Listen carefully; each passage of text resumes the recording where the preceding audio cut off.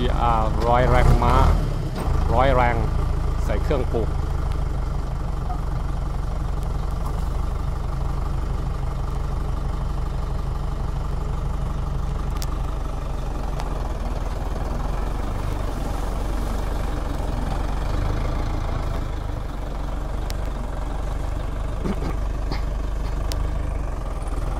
พอด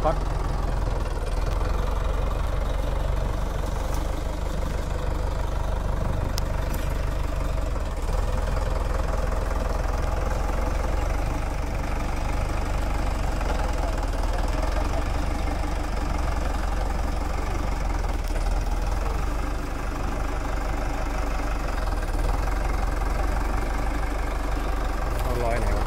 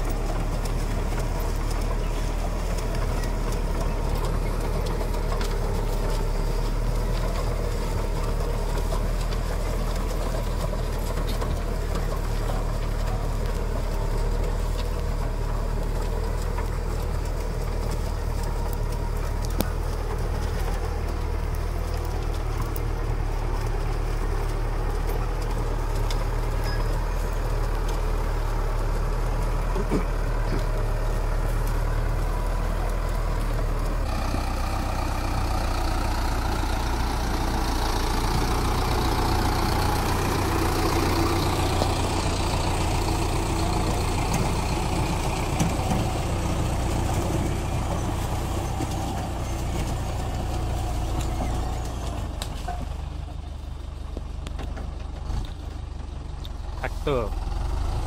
GR 100 แรงม้ายี่ห้อทะเลทองขับด้วย2 เพลานะ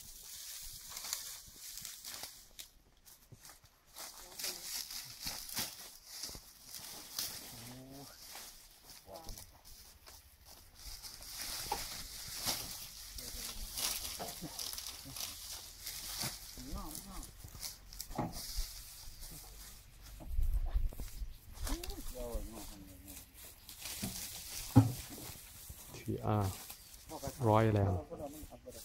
ใช้เครื่องปลูกขนาดใหญ่นะครับเป็นการลำเลียงอ้อยขึ้นสู่เครื่องปลูก